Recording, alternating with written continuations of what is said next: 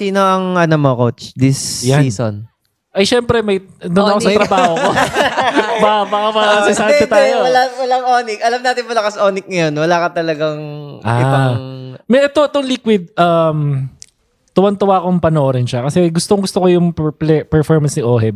Kasi parang ano siya Fit na fit. Fit na. Parang confident niya. Ganun. Diba? Prime. However, masasabi ko yung kagandahan sa Aurora. Kung gusto mo na talaga ng malinis na laro. Subok.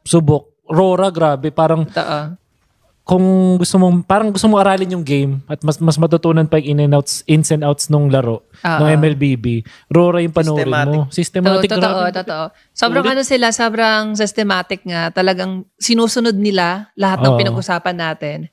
Ang pinaka ko lang sa Aurora na hopefully sa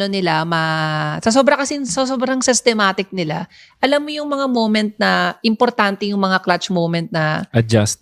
Na sa yan yung sobrang clutch na decision making. Parang doon ako nakukulangan sa kanila na natingin ko ayun yung edge ng TLPH, ng Onyx, ng Falcon. Yung mga clutch moment na hindi siya kasama sa system na pinag-usapan natin. Yung parang alam mong impromptu na yun. Oo. Na in heat of the moment, biglang ginawa mo kasi ayun yung nararamdaman mong tama. Na hindi siya kasama sa kung ano yung pinlano yung gawin. Oo.